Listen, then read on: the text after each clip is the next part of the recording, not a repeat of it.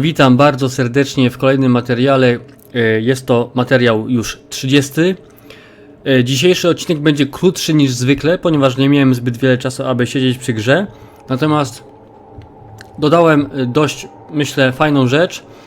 Także zapraszam do oglądania i od razu przechodzimy do tworzenia postaci.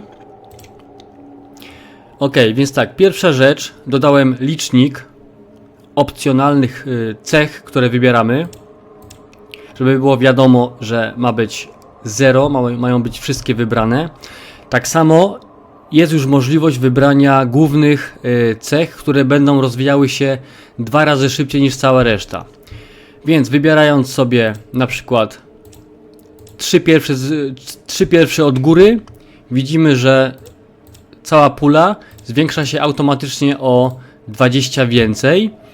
I w momencie, kiedy zdobędziemy jeden poziom i będziemy mieli punkty nauki do rozdysponowania pomiędzy wszystkie 18 umiejętności, okaże się, że główne umiejętności, które wybraliśmy, będą rozwijały się 2 razy szybciej.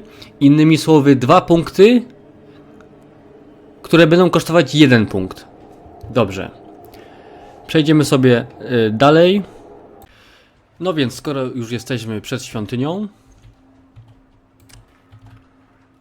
zwróćcie uwagę, że mamy nowe 3 zakładki. Je zmienia się w następujący sposób. Po prostu klikamy w jedną lub w drugą lub trzecią i automatycznie przeskakuje nam zakładka w prawą stronę, wyświetlając kolejne informacje. I tutaj mamy podstawowe cechy, te, które wybraliśmy, i poniżej będzie wyświetlała się lista perków, które zdobędziemy podczas gry. Na przykład, jeśli uratujemy Smiley'ego, da nam on umiejętność skurowania gekonów, która już de facto działa, także będziecie mogli sprawdzić. Wyświetli się tutaj informacja o tym, że już jesteśmy w posiadaniu tej umiejętności. Kolejną rzeczą, którą wam pokażę,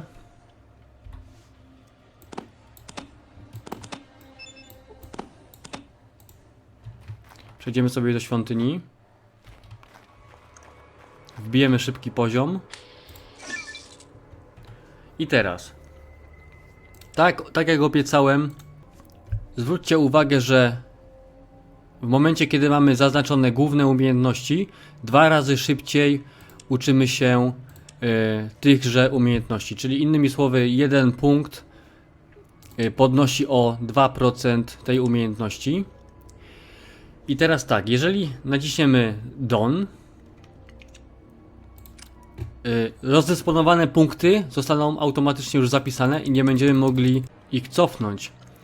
Także to tyle w tym materiale.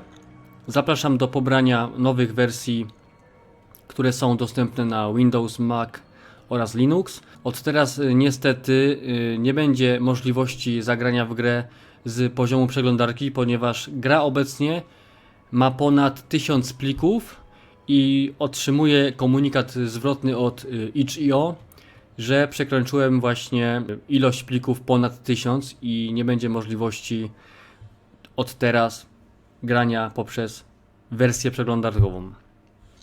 Także ja się z wami żegnam i do następnego materiału. Na razie, cześć.